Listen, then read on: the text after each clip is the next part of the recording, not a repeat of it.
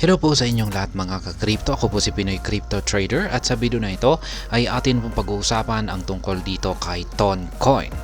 Kung saan ang sabi po rito ay na-overtake na daw po niya or nahigitan na daw po niya itong si Dogecoin ng 18% na gain. Ayan, laki po niya, agwat niya kay Dogecoin. At yan, siya po ay nakapagtala ng kanyang panibagong all-time high. At isusunod na kanya na akyatin ang presyong $10.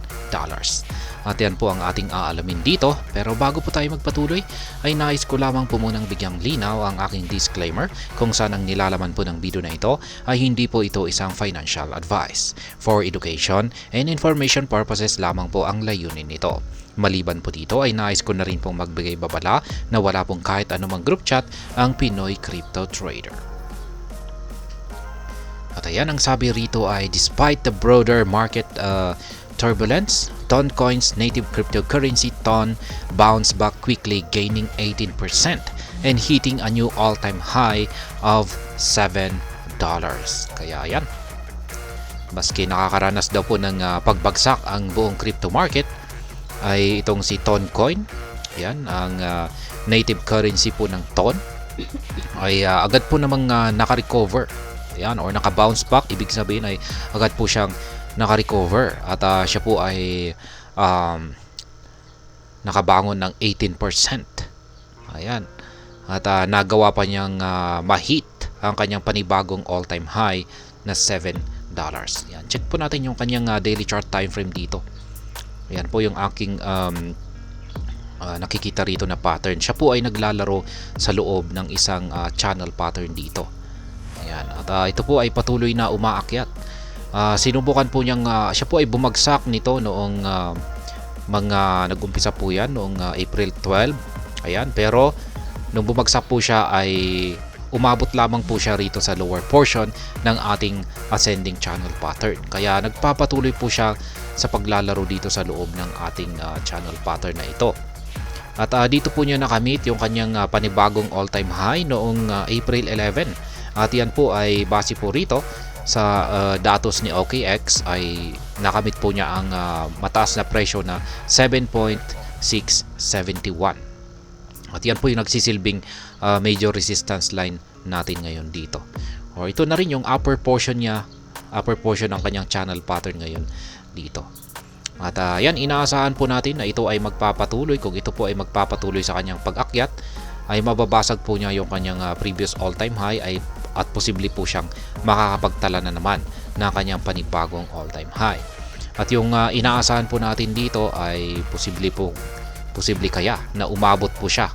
Yan, sa kanyang patuloy na pag-akyat ay posible ka siyang umabot siya sa presyong $10. Yan naman po yung sunod na price target dito. Pero alam naman po natin na nalalapit na ang Bitcoin halving event.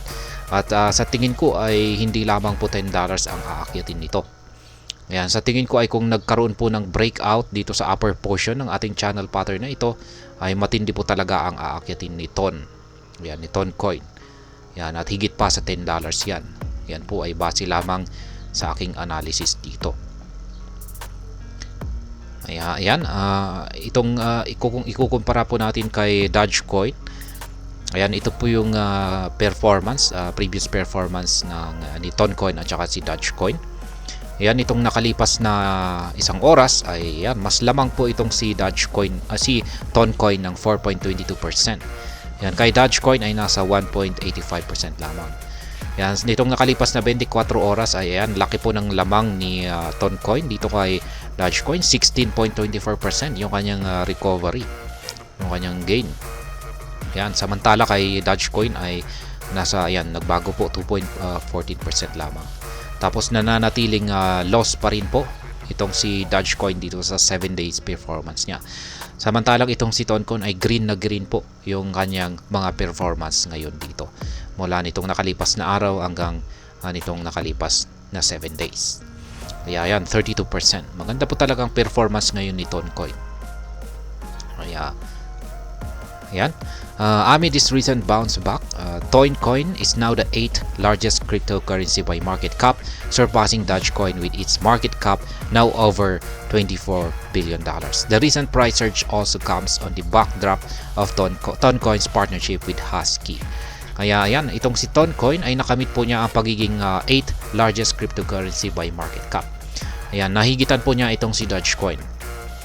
Ayan, nakikita natin na ayan, siya na po ang top 8. Top 9 na lamang po itong si Dogecoin. Ayan, pero yung kung pagmamasdan po natin yung kanilang market cap ay hindi naman po na nalalayo yung kanilang yung difference ng kanilang market cap. Ayan, nasa $25 billion itong si Toncoin at nasa $23.1 billion naman si Dogecoin. Kaya may posibilidad po na makahabol itong si Dogecoin at mabawi niya ang 8th spot na ito. At maliban po rito ay ang nagdulot na rin po sa pag-angat ng or naranasang price surge ni Toncoin ay yung kanyang partnership kay Husky. Ayan, may partnership po kasi siya.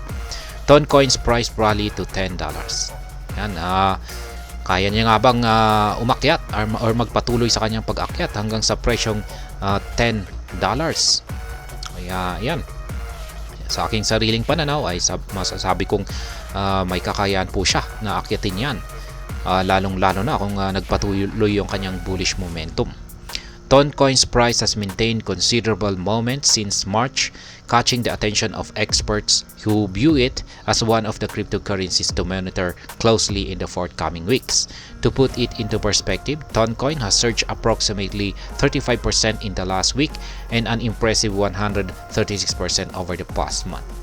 Kaya ayan, maraming rin pong mga eksperto ang binabantayan or tinututukan ang performance nitong si Toncoin. Ayan. Kasi meron po siyang magandang momentum mula pa noong March.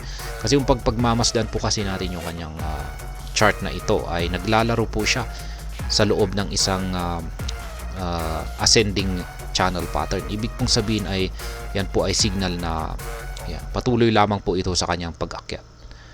Ayan, naglalaro habang naglalaro siya sa loob ng channel pattern natin na ito. Kaya yan po yung kanyang mga performance dito. Last week ay 35% at nitong nakalipas na buwan ay umabot ng 136% yung kanyang performance. Remarkably, its value has skyrocketed by 180% since the beginning of March. Moreover, Toncoin's trading volume is witnessing a notable increase, surging by over 300% on average on a day-to-day basis over the past week. Kaya ayan, maging yung kanyang trading volume ay tumataas na rin. Ayan po yung kanyang trading volume nitong nakalipas na 24 oras. $643.9 million yung kanyang trading volume. Check po natin dito.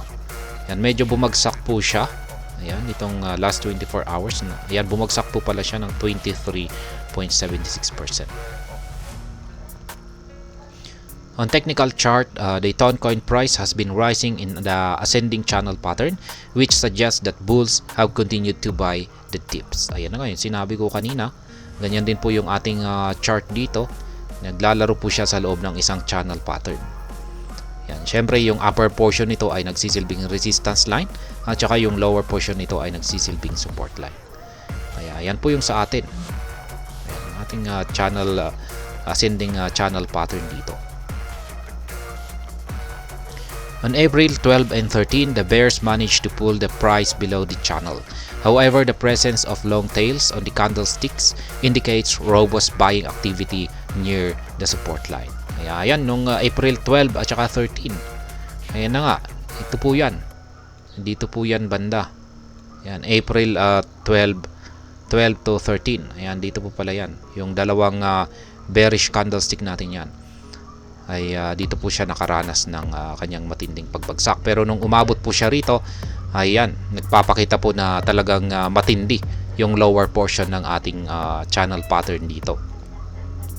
Kaya nagpapakita raw po ito ng robust buying, maraming bumibili sa lower portion ng ating channel pattern.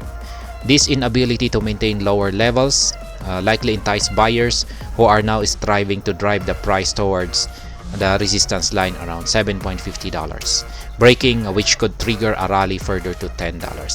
Kaya yan yung $7.50 ay nagsisilbi po itong resistance line natin ngayon. Yan po yung kanyang pinakamataas na nakamit na presyo, or nagsisilbing kasalukuyang all-time high na presyo nito. Kaya ayan po yan. At gaya po ng sinabi ko kanina, ay kung nabasag po ito, ay ito raw po yung magiging dahilan kung bakit niya magagawang akyatin ang sunod na presyong $10. Ayan. Aakyatin daw po niya ang presyong $10. But moving averages are trending upwards and the RSI remains in the positive zone, indicating that buyers currently have the upper hand. Ayan. Yung mga moving averages na indicators at maging yung mga RSI ay nagbibigay po ng signal na mas nakakalamang pa rin po yung mga buyers o yung mga bulls. Ayan, ayon po rito, ayan po yung kanyang chart.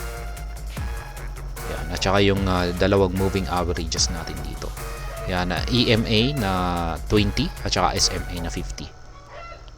However, this optimistic outlook could be invalidated if the TON USDT pair experiences a sharp downturn and closes below the support line. Such a scenario could trigger a decline toward the 50-day SMA, $4.28. Kaya yan, yun nga lang. At meron daw pong posibleng mai-invalidate daw po yung mga signal na ito kung sakaling ang market price ni TON ay bumagsak po at nagsara sa ilalim ng support line. Ayan, yung support line natin dito sa ibaba. At kung pag nangyari raw po yan, ay posibleng bumagsak itong si TON, yung kanyang presyo sa $4.28. Or ayan, malapit po or papunta po siya sa 50-day SMA na moving average. Ayan po yan ay yung kulay red. Ayan, yung kulay red na linya dito. Key developments in the ecosystem. The major thrust in the TON coin price comes as messaging up Telegram plans to go public with the talks of IPO around the corner. Last month in March, Telegram CEO Pavel Durov revealed that the company receiving offers worth $30 billion. Ito naman po yung development sa ecosystem ni Toncoin. Ayan, mukhang nag-uusap po sila sa CEO ng Telegram na si Pavel Durov. Ayan, nakikipag-usap po sila sa mga developers ng Toncoin na sila ay magkakaroon ng IPO. Ayan, IPO. At ayan, ang laki po ng offer nila dito, $30 billion. Kaya ayan, malaki po talaga ang impact nito sa magiging presyo ni Toncoin. Furthermore, Telegram also plans to launch advertisements in the app's channel and reward the channel owners in Toncoin. Using Ton-based ads, advertisers have full control over the placement and budget allocation of their advertisement. Ayan. May plano na rin po ang Telegram na i-advertise itong si Toncoin. Kaya matindi po yan. Kung ma-advertise po yan, ay magkakaroon ng maraming exposure sa mga users ng Telegram. At ayan, makakaakit po yan ng mga investors, bagong investors dito kay Toncoin. At magdudulot na rin po yan ng demand sa presyo ni Toncoin. At syempre, tataas yung kanyang presyo. Kaya ayan po si Toncoin. Maganda po ang ipinapakitang performance ni Toncoin talaga rito. Ayan, kakaiba po yung kanyang performance dito. Mukhang hindi po siya naapektuhan sa kamakailang price crash. Yan, buong naranasang price crash ng buong crypto market. Yan, bumagsak naman po siya. Pero hindi po siya nagbasag ng mga major support line. Hindi tulad po ng mga iba. Or hindi po nila nabasag yung kanilang ginagalawang pattern. Sa kanya ay nananatiling nasa loob ng channel pattern natin dito. Ayan, maliban po dyan ay nakapagtala pa siya ng kanyang panibagong all-time high. At napakalapit na po niyang balikan ang kanyang previous all-time high na ito para subukang basagin. Ayan po yung ganyan po katindi ang ipinapakitang performance ngayon nitong si Toncoin. At hanggang dito na lamang po tayo sa video na ito mga ka-crypto. Sana po ay inyong nagustuhan ang aking paliwanag sa video na ito. Kung inyo po itong nagustuhan, pakiclick lamang po ang like button nito. Para naman po sa mga bago lamang dito, kayo po ay aking inaanyayahan para mag-subscribe. Pakiclick na rin po ang bell icon nito dahil ito po ang siya magsisilbing notification nito sa mga bago kong videos na akin pong ina-upload sa aking YouTube channel na ito. Marami pong salamat sa panunood, ingat po tayo lagi at God bless po sa ating lahat.